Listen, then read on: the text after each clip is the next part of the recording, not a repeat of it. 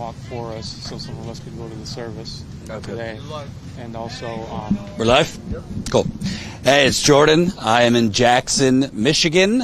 If your eyes are fooling you, the UAW strike from last year is over, but a year later, another UAW strike. This one is for the Eaton Aerospace. This is in Jackson, Michigan, and right now a little over 500 workers are on strike almost for a month now. A lot of similar issues, a lot of similar corporate greed, if you ask me. And we are here to talk to the workers and kind of lift their fight. And Donnie, you're the president of Local 475, UAW, got workers behind you. First off, tell folks the Aerospace plant, what do you guys manufacture here? We manufacture fluid conveyance products for the aerospace industry, both commercial and military. Basically, fluid conveyance products, that's anything that's like the plumbing of the aerospace structure, and hydraulic fluid, fuel, everything is what it delivers. So, we were talking before, this is the first strike you've had since the 70s. Yes. So this is not something that happens every 4 years. It's a pretty big deal for you all to go on strike. Over 500 workers. What was the road that led to this? Because obviously, I'm assuming the goal was to reach a deal. Yes. But the company, whose CEO, by the way, is making $20 million a year, seems a lot of the same things that the big three automakers were doing. Yeah. Well, the company's proposal was very weak. Our goal going into negotiations was work-life balance for the membership. People don't want to have to work till they're 70 years old. They want to retire at a decent age so they can enjoy their grandkids. Also, the amount of time that we have to spend in the plant, overtime, vacation, paid time off, those type of things we were trying to bargain, and the company just wouldn't have anything to do with it. They're also freezing our pension. They took away our bonus program. The economic increases that they were offering weren't enough to address inflation, especially considering the additional losses that they were handing us with it. And tell people, because for the auto strike, people can kind of recognize that, you know, people on the assembly line, it's hard work, backbreaking.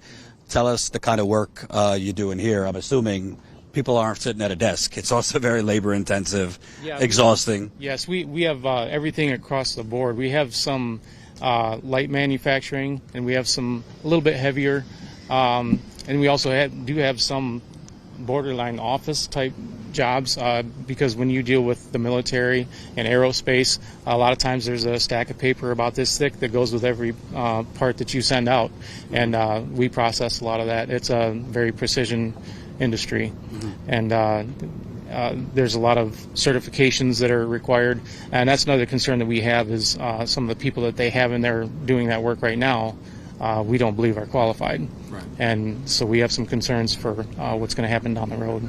And what were they offering? Because if they're offering basically no pensions for new hires, freeze or reduce pensions for long-time workers, what kind of salary increase or hourly increases were they offering? What were they offering?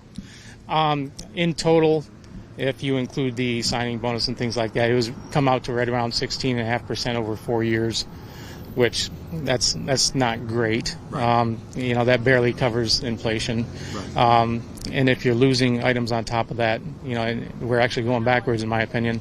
They did offer a little bit of an increase to the pension multiplier, for freezing the pension, but our multiplier wasn't very high as it was already, so it's just not enough to make up for it.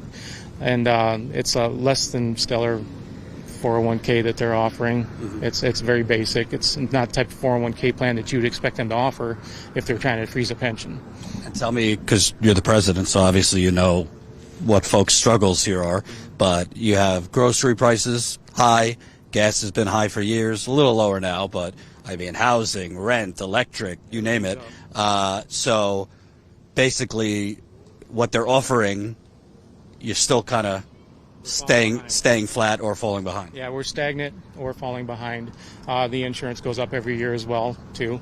And, these folks, they're having to spend more and more time in the shop, and that's if they get the overtime opportunities to try and make up for going backwards and trying to we don't want to just stay afloat. We want to get ahead. We want to retire before we're 70, you know what I mean? And we want to have to be able to provide for our kids and send them to college and just everything that the basic American dream person wants, So I assume Eden Aerospace, the company CEO, is offering to cut his salary because obviously they're struggling so much. I assume they're not doing stock buybacks. I assume that they're really struggling if they're only offering you basically to break even. Yeah, yep. I'm picking up on the sarcasm there, and you hit the nail on the head. The very day of the first ratification vote, they sent an email to all these folks here bragging record sales, record profits, record backlog, everything, the very day that we were going to vote. So basically they're just trying to squeeze you every last ounce that they can, and then cry poverty that they can't afford, et cetera, et cetera. Have there been direct or subtle threats that if they gave you what you're asking for, they'd have to move elsewhere? No, they haven't threatened that. But what they do is they'll offer something and they'll say, well, it's only good if this goes through. If it doesn't pass, we're going to take it off the table, and then they'll try to take us backwards every single time. And that was back when we were still talking, but we haven't been talking in a while. We're scheduled to go back to the table Wednesday. I'm not necessarily believing that the company is pushing this. I think it's more the federal mediator, but we'll see. We're going to hope for the best and see what we can do. Try to get a fair contract for these people. And tell me about this community, because I would assume this is one of the bigger employers in town. A lot of people depend on work here. Who are they? Who's in there now? If you guys, do they have... I remember when we covered John Deere strike in Iowa, they literally had like white-collar folks operating the machinery who had no idea what they were doing. I mean, who are they replacing you with while you're on strike? They have some salary folks out there doing some of the work, and they also have brought in some scab labor as well. There's not a ton of people in there, but it doesn't take a ton of people to mess things up because the work that we do it's not easy work. Yeah. So tell me about, obviously, people were paying attention big time last year to the UAW strike, the Big Three, picket lines all over the country. Have you had a lot of support from the community here? Because obviously most people's focus, the media's focus is the election, but have you had support from the community here that is supporting you against the company? We've had the most amazing support that you can imagine. This town has been fantastic. These people are amazing. We have people that come by and drop stuff off for us. If you stand out on the Michigan Ave there, we have people that are honking, waving, fist bumping, everything. They're just, they've been incredibly supportive. And we've had local unions from neighboring cities come and help us out. The fire departments, you name it, everyone's been out here and supportive. I've been so impressed with the community. It's unreal. It's very encouraging just to know that they believe in us and they believe in our fight. Unfortunately, we did have some picketers who were struck by a truck. One of them had passed, and the other four were injured. We have one that's actually still in the hospital, and that has, I think that has struck a chord with people as well. This happened a couple weeks ago, where it ended up a drunk driver, went airborne and hit these 5 workers. It's estimated he was going about 70 miles an hour, and this is like a 35-mile-an-hour zone. And he lost control of his vehicle, struck a curb, went airborne, and went into 5 of our people. Mm-hmm. And it was very tragic. It's all these guys were like in their 20s, and it's just heartbreaking. But even before that, the community was being very supportive too. But I think this has even brought more support. And it's just tragic that it happened. But I mean, the community sees it, and I think they are probably sad that we even have to be out here, right? Because there is risk out there. You know? Yeah.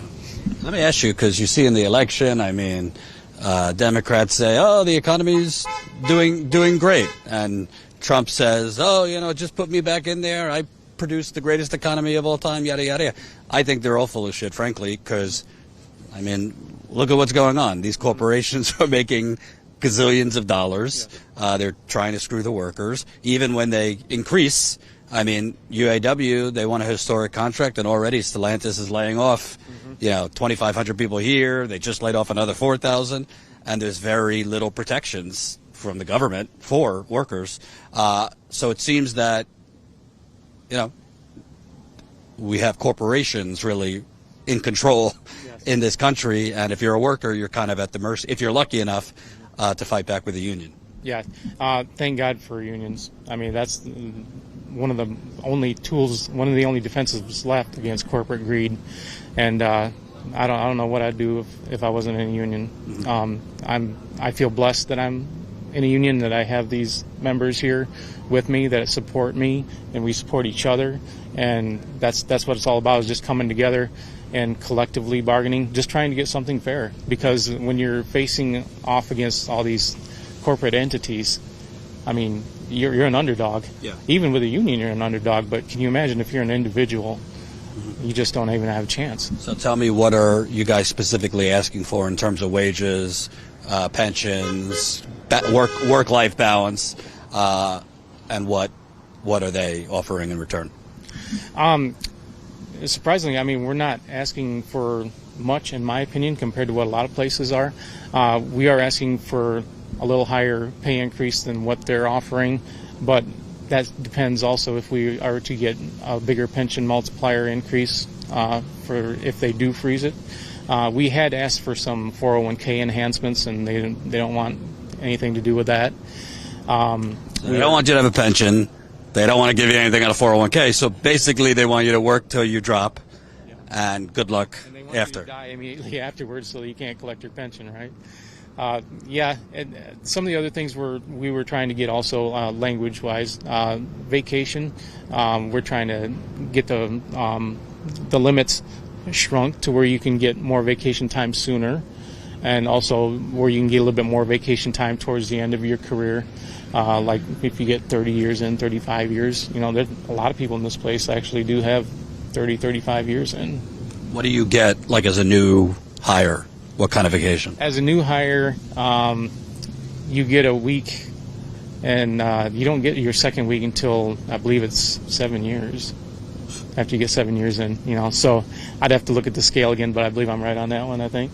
And I assume, I remember from the auto strike, I mean, people were working 6 days a week, 7 days a week. Mm-hmm. I mean, crazy shifts. Yeah. I assume this is not Monday through Friday, 9 to 5. No. Historically, we've had a lot of overtime. The only time we haven't had it is just recently before we went into contract negotiations. They were kind of trying to starve people a little bit before going in. So, and they've taken a lot of our components and stuff, and they keep them at the suppliers. They don't even let them in the building. And then they would say, "Oh, we don't got much work. We don't got components. Supply chain issues." And it's like, no, we know better than that. Yeah. And then plus they were stockpiling before that as well. Mm-hmm. And the CEO, $20 million he's making. Tell me about. Do they have a ton of upper management that's making a ton of money that is kind of like nobody knows what half of them are doing? Yeah, they're pretty top heavy. And, some of the numbers that these people are in these positions were achieving before that, I'm not even sure how they got these jobs, to be honest with you, because there's people that preceded them that got much better numbers than them, and they were fired. Right. So I'm not sure. There's a lot of questions up at that level. Yeah. So you're on day 28. I mean, if they're not really doing much in terms of negotiations, this thing could go for quite a while. Yeah, it could. Yeah, I mean, like I always say, we hope for the best, prepare for the worst. Yeah. Right. Anybody else want to join in? I'd love to hear some stories. Don't be shy. Get him, KB. Sure? Yeah. Okay. I'm here for my brothers and sisters. That's fine. I just want what the company promised us. Say that again. I just want what the company promised us when we got hired in. We all came from good jobs. They offered us like health care, a pension, something to retire from, and good wages. I just want it all back again, not get it taken away. Otherwise, I'd have stayed where I was. I was happy and not working so many hours away from my family. If you're going to make me work that many hours, at least give me like a bonus, something to look forward to, not just say, oh, well, we're making this much money, but you're not going to get nothing. That's When you say take it away, have they cut? Yeah, like the pension, it's gone. It's going to be gone. VPP. Yep, the VPP. What's VPP? That's basically when they make profits, it's a variable pay plan. When they make profits during the year, they give us a small portion of it at like around April. Nothing. Based on metrics that they control. Exactly. And we haven't had nothing. In 2 contracts. Now, it's nothing promised, but it's like, at least if I'm taking away time from my family, why don't you give me something to show for it? We even had like park little things out here for get-togethers with our families, enough with the company, and sometimes they bring a tour. Nothing for the last 4 or 5 years now. That kind of hurts. Why am I working so many hours and they're pushing it, saying they're not making it? We're behind. It's like, okay. And then they make these big profits and slap that in my face. What kind of hours generally are people working here? 10s during the week, and then you got 6 to 5 on the Sunday and Saturday. So I mean, it's just you're away from your family, and then you're tired depending on what shift you're on. Right. So you get home and you just want to sleep or do nothing. Yeah. And what's interesting to me, they seem to be peeling back more and more as they're drinking more champagne. Exactly. I just want what they promised me when I hired in here. How long you been here? Almost 10 years. So, yep. Tell me about the workplace. Kind of seems like there's a camaraderie here. A lot of you kind of like a family atmosphere. A lot of it's like family around here. A lot of it. I've noticed it more since we've been even outside the building. So, yeah, it's like family. I see it at the Christmas parties and other picnics and stuff that the UAW does, not the company. And the company hasn't done a thing for us, except small chicken dinners and stuff like that on Thanksgiving and Christmas. And a $15 gift card. There you go, $15 for working your butt off for the entire year. From the sounds of it, eventually they're going to say you got to pay for the chicken, too. Bingo. Well, they give out these, what they call it, E-stars. What's that? It's something they give us, and we can use it to buy gift cards and this and that. Okay. But it's like pulling teeth just to get that. They don't appreciate anything we do. And the executives, upper management, they're not, on the plant floor making anything, but they're not having any. Their stuff's not getting cut. Oh no, they're not getting cut at all, and half of them, they don't even know who we really are. So yeah, it's kind of degrading. Show any appreciation. And let me ask you, when the strike happened last year with the big three, obviously, that's auto, this is airplanes, but did that kind of inspire any of the folks here to maybe think about going on strike a year later if necessary? I don't think it did that much, actually. I mean, we had our own reasons, and we had our own motive for wanting to get better. And then when negotiations came along and we saw what they were trying to force down our throat, that was the big motivator right there. I will say this much, though, the fact that the UAW backed the auto industry as well as they did, that was inspiring and reassuring just to know that they would back us as well. Right. Because, like I said, we haven't done this too many times. Back in the 70s was when this last happened. I was in kindergarten at the time. And so that part was inspiring. But we definitely weren't just, like bandwagoning. We weren't just going on strike just because everyone else did.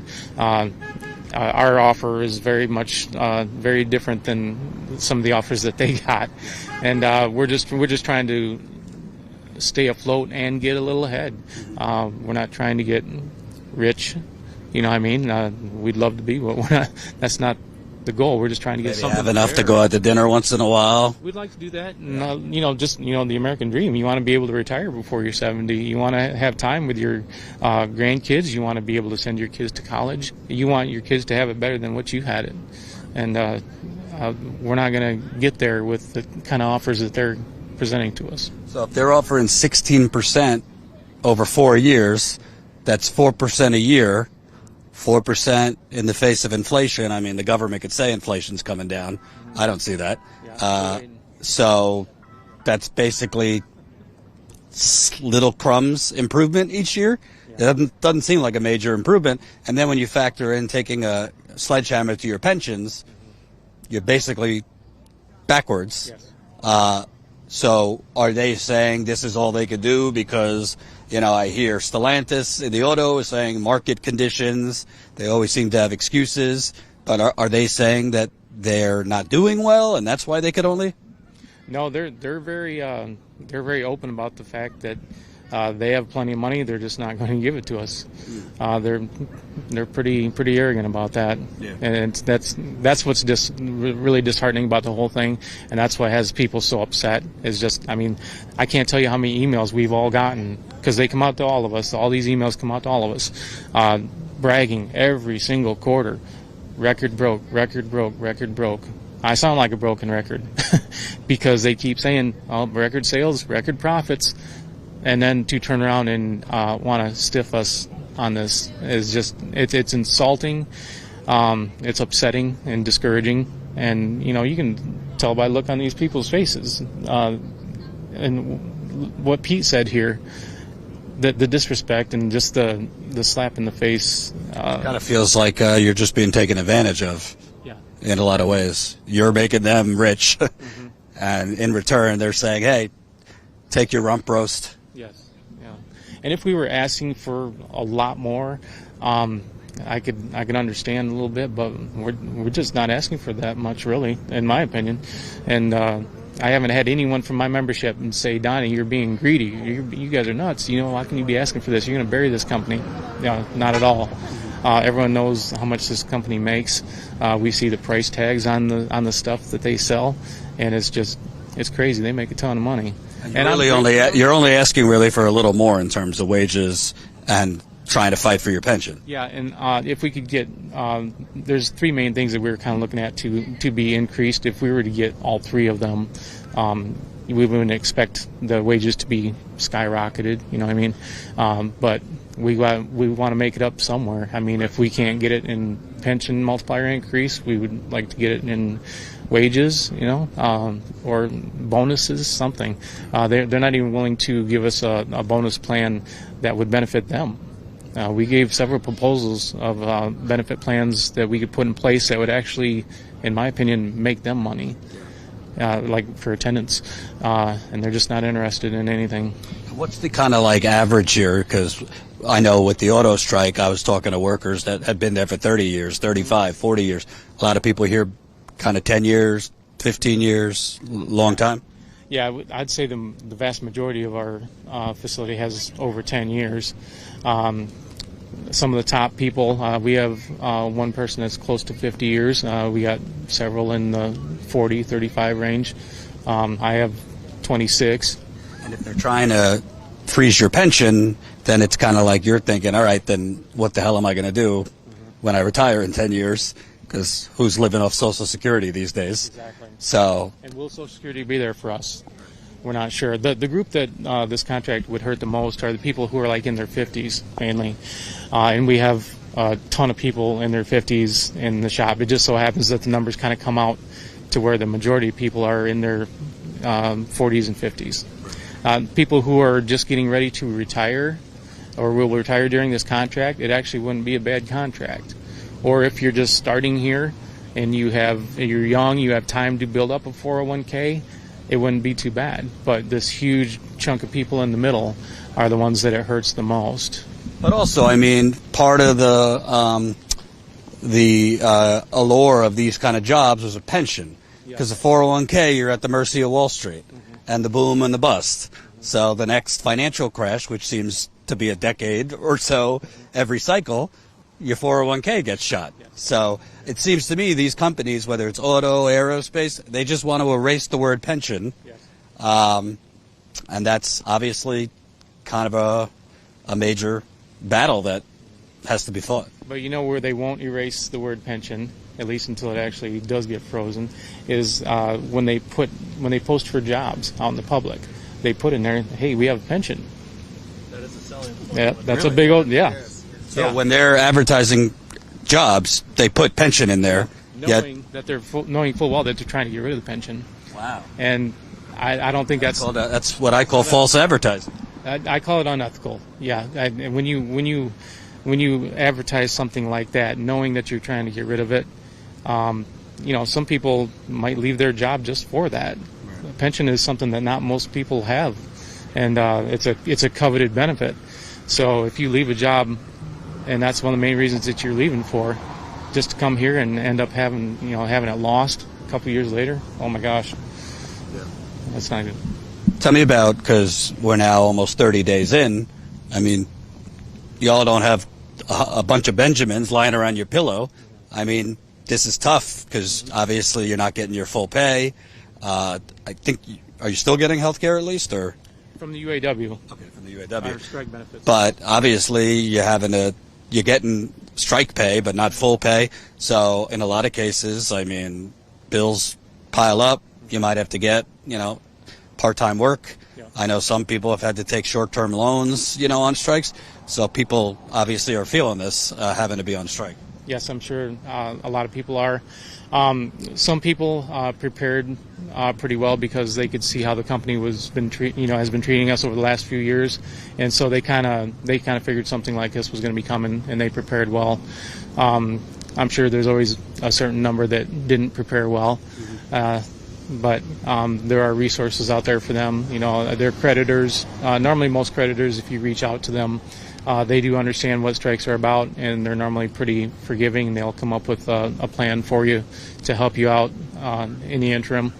But I mean, the community's been just tremendous as far as helping us and contributing to us as well.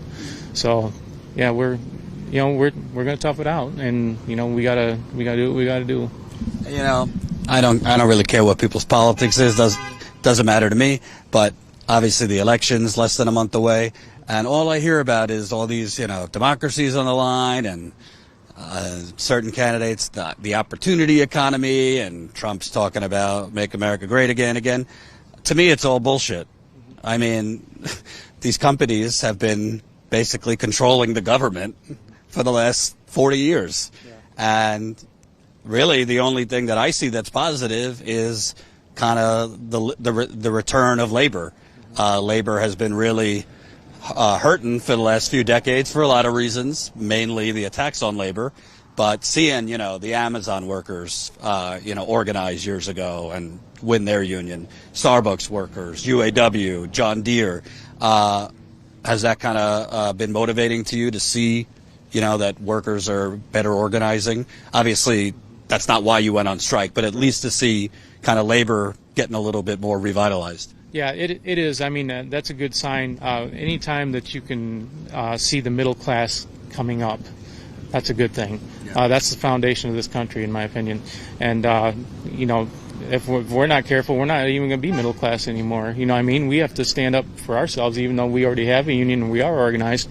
If we can slide down to where we're not even middle class anymore. Right. So it's not just a matter of what you can get. It's keeping what you have and trying not to go backwards. And I'm proud of those people who have organized and started their union movement as well. And they want to move up too and be at least middle class. And some of these places that were so underpaid and their working conditions horrible, kudos to them for standing up and taking charge and getting what they deserve.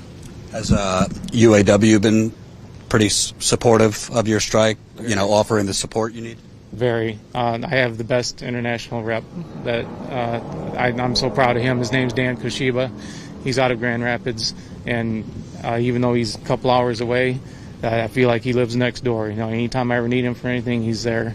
The assistant director, Scott Zugschwert, and our director, Steve Dawes, they've been supportive. They've been fantastic, and I have no complaints whatsoever there. They've been real good.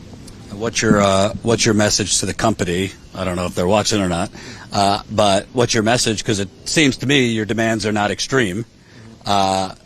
what will be your message in terms of finally, putting an end to this? Well, it's funny you should ask, because several times before, in a lot of their press releases, they say they couldn't believe we went on strike because we were so close, and I'm dumbfounded by that. And if we were that close, please, by all means, come back with a counter. Send me a counter proposal.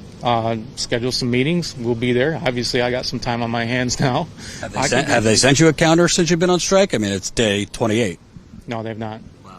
No. In fact, just up until recently, they hadn't even tried to schedule any meetings or anything. It wasn't until just recently that happened. And like I said, I believe that's mainly because of the federal mediator. Yeah, I believe he was kind of getting involved there, and I'm guessing that's why. Hopefully I'm wrong, but we'll see.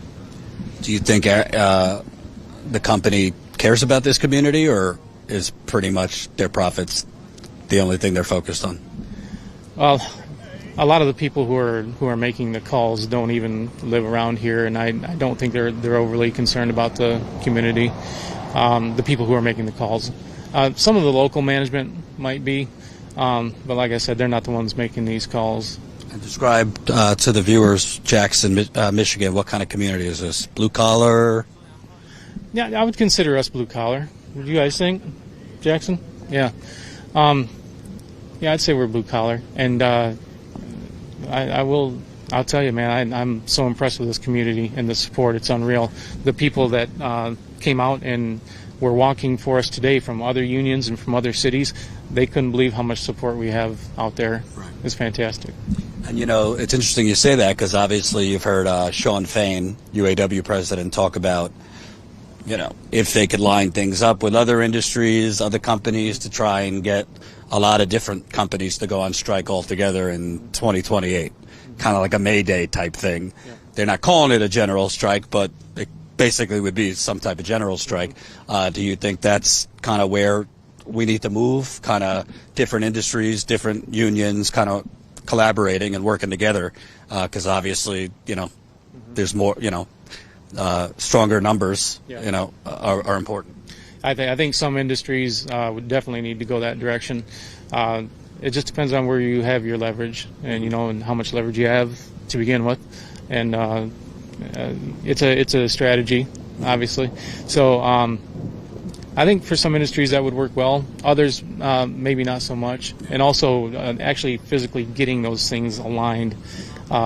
It's harder than it sounds. You know what I mean? Are you hearing enough from either candidate for president on unions? Biden, showed up at the picket line and kind of talks the talk on unions. I think he's done a lot of things not so good to unions. Trump, we know, is not a friend of unions. But I'm not really hearing much from either in terms of strengthening unions. The PRO Act is sitting on currently the president's desk. The PRO Act would definitely harsher penalties for union busting, make it easier to strike, those things. Are you hearing from either candidate anything about unions? No, not really. Not as much as I'd like to hear. One of the critical things that needs to be addressed is the National Labor Relations Board, the funding of the Labor Board.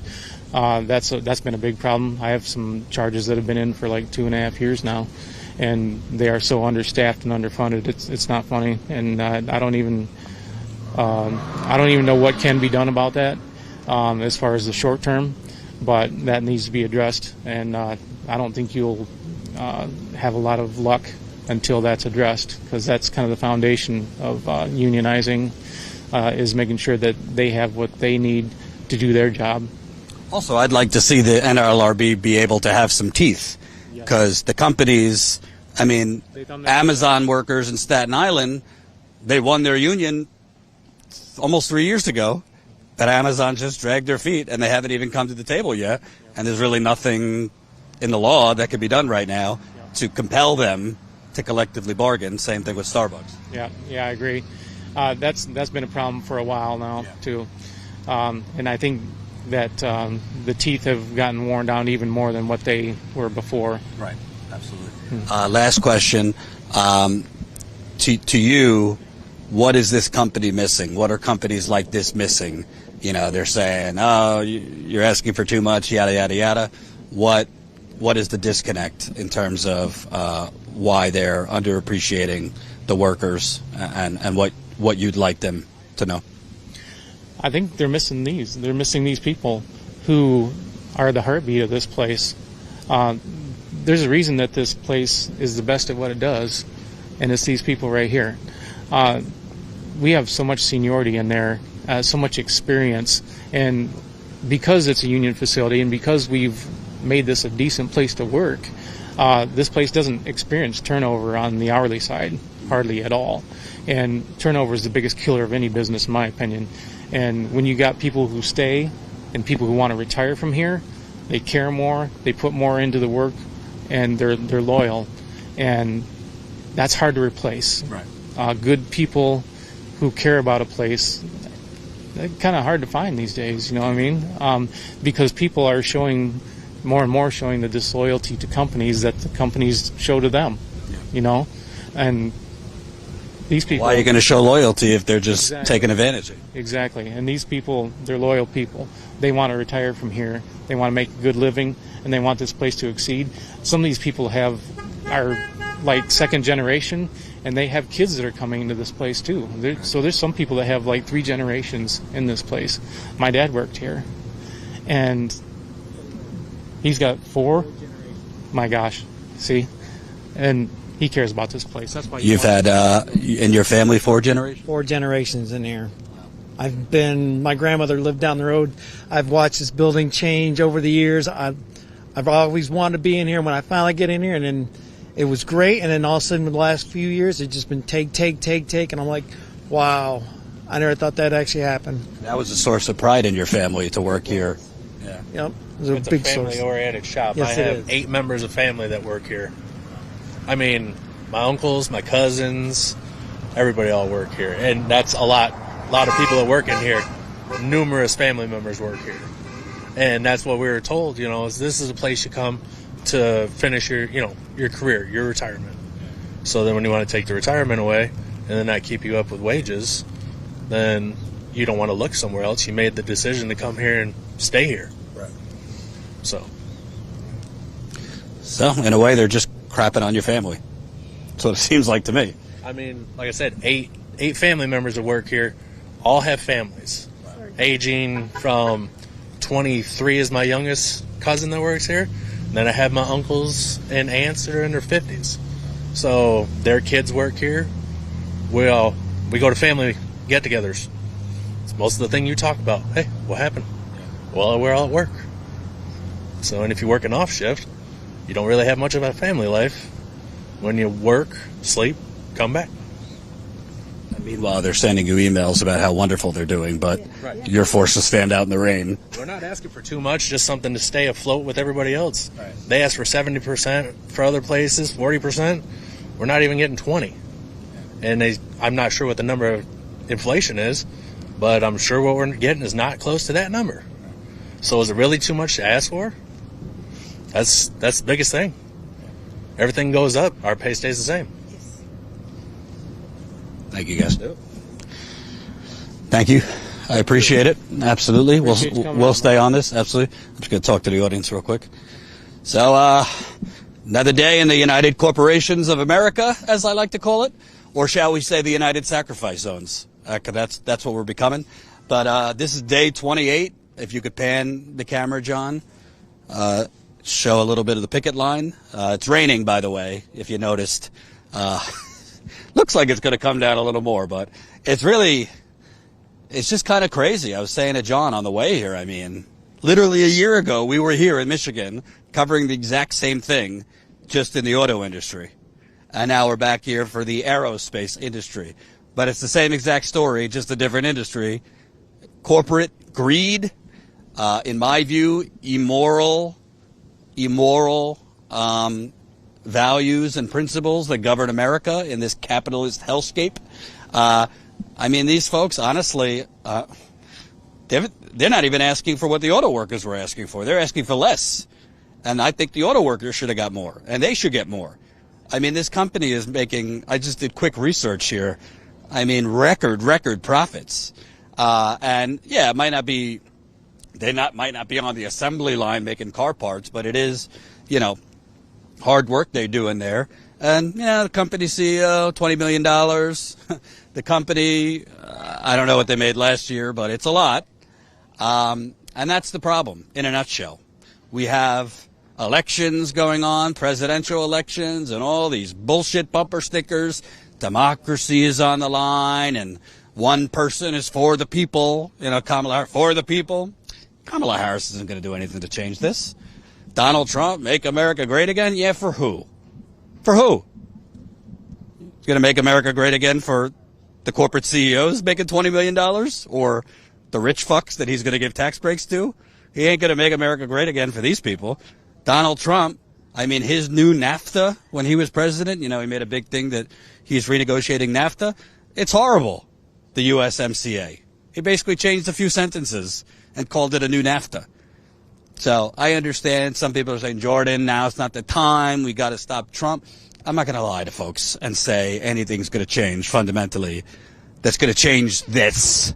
That's going to change this rotten, corrupt system, because we don't actually have a representative government. And you wanted to know something?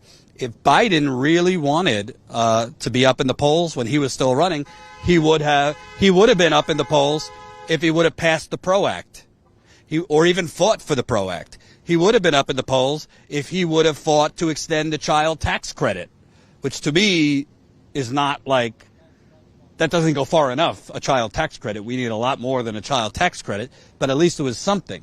Harris is running on, a $25,000 down, the government will give you $25,000 if you're a first-time home buyer. Well, have you seen how much homes cost these days? And that's not going to do anything to stop the real problem, which Wall Street is buying up all the homes in America and then jacking up the prices. She's talking about, tax credits. She's talking about, we're going to stop price gouging in grocery stores.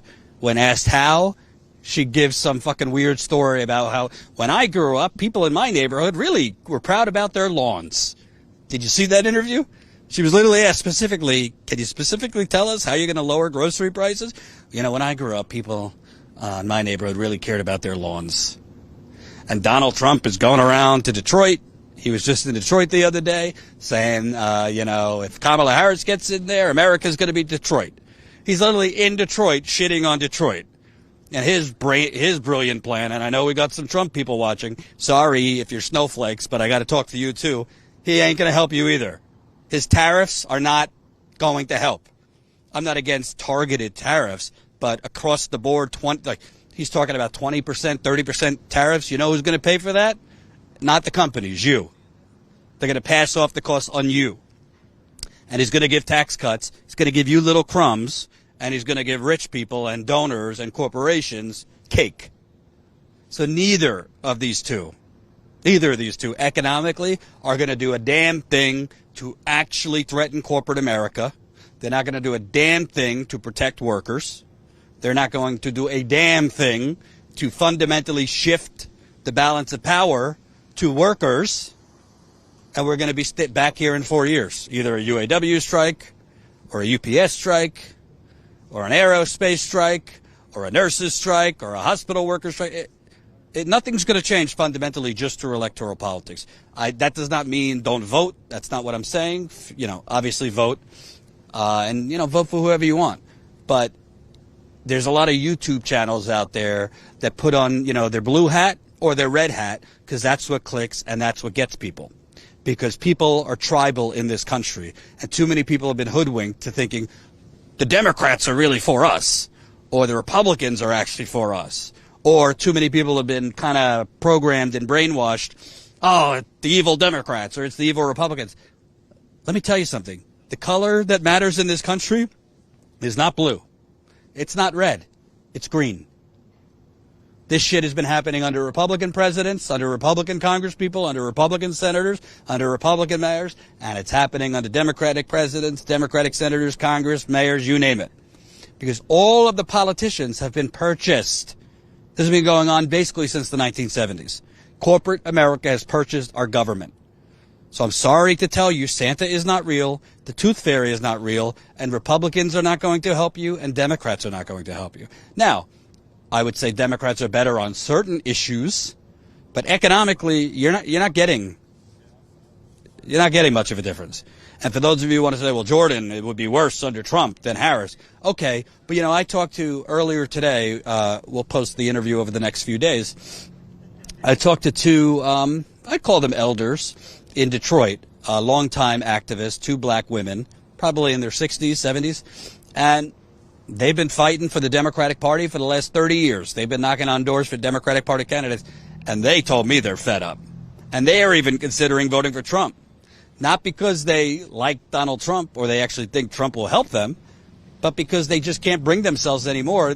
It's just been empty promise, empty promise, empty promise, empty promise for 30 years from local Democrats, state level, and presidential candidates. So that's where we're at. And that's why on this swing state tour, we started out in Pennsylvania, now we're in Michigan, we're going to Wisconsin next. I didn't want to cover the horse race. I didn't want to cover the polls and who's up and ask people who they're voting for, because to me, that's not what matters. There's plenty of media covering that.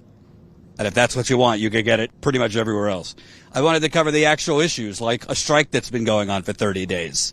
I wanted to cover the actual issues like, water in Dimick, Pennsylvania has been poisoned for 14 years. I wanted to cover the actual issues like Stellantis, one of the big three automakers, is basically violating its contract that the UAW had that historic victory last year. Tomorrow we're going to go to Kalamazoo to follow up on the literally multi-billion-dollar packaging company that is gassing, and I don't say that, I'm not being dramatic, gassing the poor black community there. We're going to follow up on that because they're still gassing the poor black community. And now that toxic gas they're releasing is going into the white community. So not only black folks, white folks. And who helped that multi-billion-dollar packaging company expand? Graphic Packaging is the name of it. Governor Gretchen Whitmer, beloved by MSNBC, the New York Times, and all the rest of the limousine liberals. So, I don't know. Call us old-fashioned, but we're out here covering what the corporate media covers up. But I need your help. The glasses must come off. I need your support. It's wildly expensive to do. I think we're going to probably be out here when it's all said and done for 10 days. I'm exhausted. John's exhausted. We've driven at this point probably 7 or 8 hours. And then we're going to Wisconsin, which is another, from Kalamazoo to Wisconsin is going to be another 4 hours. And then to drive all the way back home, forget it. It's going to be like 13 hours. I don't even want to think about it. But the hotels, food, gas, we have to actually get equipment for our second microphone. So please, please, please support us. This on-the-ground reporting, it's not the sexy stories. It's not the stuff that goes viral. But it's actually the stuff that matters. It's actually the stuff that matters to voters. It's actually the stuff that matters to, living, breathing human beings. And that's why the corporate media doesn't cover it, because they don't want to show this stuff. They want to just continue covering the themes. Democrats versus Republicans, democracy. They don't want to cover the nitty gritty, and that's what we do. And it's very hard work, and it's exhausting work, but somebody's got to do it. And the only way we can continue doing it for the long term is if we grow financially. So if you're not yet a Status Coup member, I need you to sign up. StatusCoup.com/join. Do you see any other outlets, corporate or independent, doing this kind of independent, on-the-ground work? I don't. Not like we do, consistently. So all I'm asking for is 16 cents a day. On these trips, we got to get at least 50 to 100 new paying members each trip to be able to do them. Since we've been on the road, I think we've gotten like 5 new members, so not good enough. We need to get 50 to 100 new paying members each trip. So if you're not yet a paying Status Coup member, please, we're walking the walk. We're not just sitting in our studio blowing smoke up your ass. So please, StatusCoup.com/join. $5 a month is all I ask. We have $10 a month, $20 a month, but you could sign up as low as $5 a month. And please donate to this trip. If you're already a member and you can donate, any amount makes a big difference. StatusCoup.com/donate. Obviously, we welcome larger help. Our goal is really just to break even on these trips. If we can make money, beautiful, but that's usually not the case. So please support us. StatusCoup.com/donate. I think we got a couple today, so let me give some shout outs. Hold on. We'll have a members video, by the way, later of me shirtless applying CBD lotion all over my body. Welcome new Status Coup member Candace signed up. Welcome new Status Coup member Jad signed up. So that's 2 new members while we've been live. Candace donated $5. Thank you. Kay, that's all it says, $25. Thank you.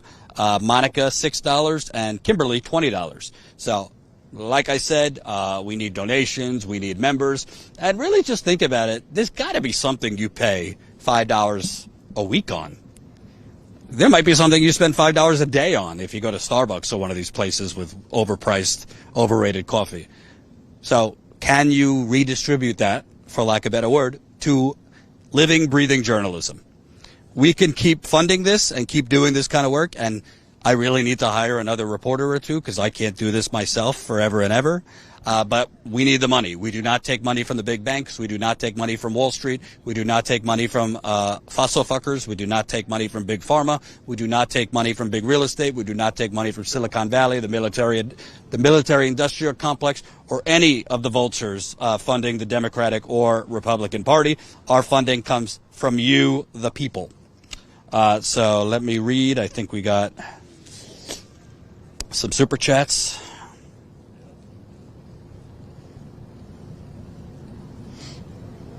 If my phone would load.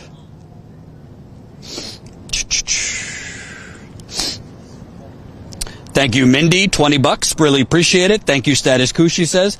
Thank you, Teresa, $10. Thank you, Jordan. Get back on the road doing what you do best. Kay, $25. Candace, $5. You're doing great. Keep up the good work. Thank you.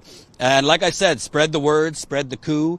The more people that see this, the more people that sign up. It's really helpful because, frankly, I mean, we have to keep the lights on, so we do need help funding-wise to do that. And really, all it takes is $5-10 a month from you as a member to help us keep funding this. Tomorrow, like I said, we're going to Kalamazoo for an update on the multi-billion-dollar packaging company that's poisoning Kalamazoo, and then we're off to Wisconsin to cover important stories there. Frankly, the election is going to come down to, it seems, Pennsylvania, Michigan, and Wisconsin, the blue wall, as they call it, and I don't really feel you need me to go to these states to talk about the polls or, talk to pundits. I want to talk to the people. I want to cover stuff that's not being covered.